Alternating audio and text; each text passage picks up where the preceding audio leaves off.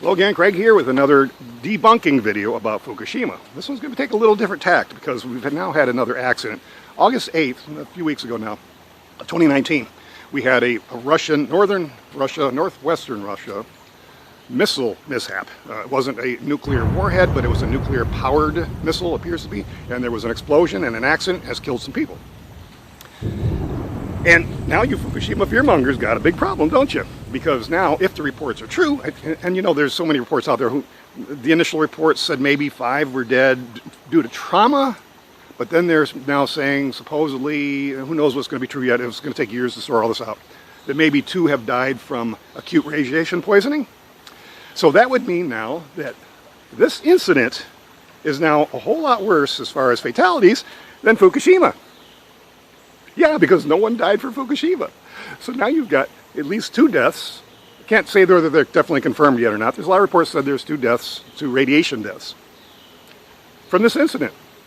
And usually when you do get acute radiation poisoning or acute radiation syndrome, it usually happens within a couple of weeks where these people die. And we apparently have had 2 of them die. The other ones apparently have died of trauma, an explosion, or drowning, however you want to look at it. Is in the case of this incident, we don't know, because the Russian government is not being very open about it.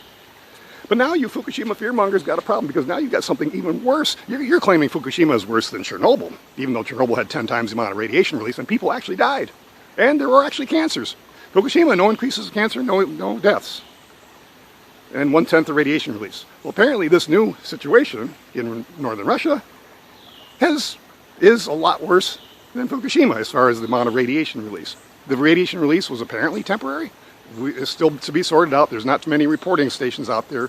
I'll put a bunch of reporting stations in the description box, but there's not a whole lot we can rely on right now because there's just not much of it out there. And some of them were shut down because of, all you trolls, because of basically the Russian military is conducting pretty secret research, and the isotopes could be identified to the closest reporting stations, and so they're trying to keep what type of isotopes and what type of missile delivery system they're working on from the Americans and all other countries of the world.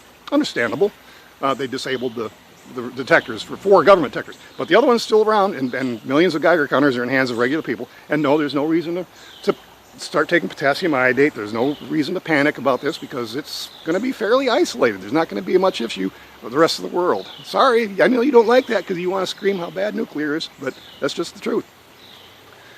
Yeah, so these Fukushima fearmongers are doing this for profit or hits.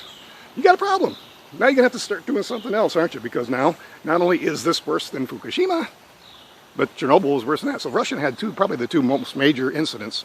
Now, we've had other people die in other nuclear incidents around the world, a lot of which you didn't even know about. In fact, in the United States, in the state of Idaho, there was deaths due to a nuclear power plant accident. That's right, but you don't want to know about that. There's been other deaths around the world. But anyway, the incident is going to be very isolated, it appears to be, and it's not going to be an issue to anybody else around the world except people maybe that were right there. And it looks like the levels of radiation were very low, 16 times normal. That's nothing. That's nothing. And that it was very temporary, because apparently it pretty much disappeared right after it happened. But we don't know all the details of that, and that'll be played out. And I'll do videos about that if anything else comes to light, but more than likely there's not going to be anything more to that story for the most part. Maybe there'll be some more deaths or some increases of cancer. It'll have to be very localized if it is. So anyway, just a quick update on that, and I'll thank you all for watching. I have lots of other videos showing the debunking videos, and in fact I even have another channel showing debunking of the Fukushima fearmongers. Nuclear energy is the safest and the most environmentally friendly we have. Sorry you don't like that.